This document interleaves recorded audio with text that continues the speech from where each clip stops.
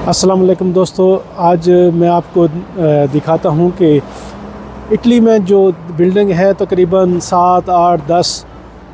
15, 20 floor तक होती हैं ज़्यादातर। क्योंकि हम देसियों को जब घर नहीं मिलते तो अगर कहीं घर मिलते हैं तो वो तकरीबन इस तरह होता है कि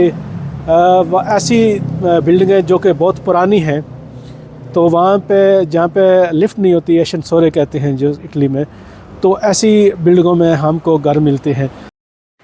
तो इस तरह के घरों में जहाँ पे लिफ्ट नहीं होती और सीढ़ियाँ भी जो हैं वो बहुत तंग होती हैं, तो अगर भारी सामान लेके जाना हो तो क्या करते हैं ख़ास तौर पर मकामी लोग। हम तो खैर फिर कोई ना कोई जुगाड़ खैर लगा ही लेते हैं, लेकिन मकामी लोगों के लिए बहुत से मसाइल हैं, या क्योंकि हम तो अपने दोस्तों वगैरह को भी बुला लेते हैं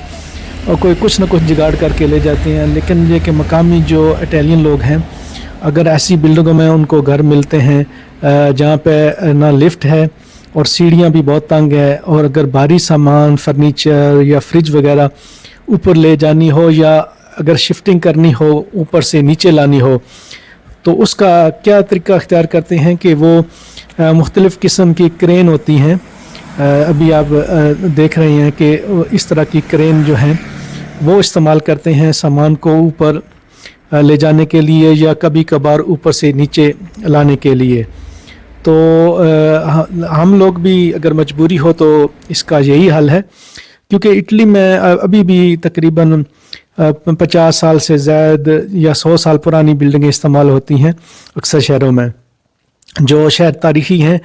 उसमें जो मॉडर्न बिल्डिंगें हैं वो बहुत कम नज़र आएंगी।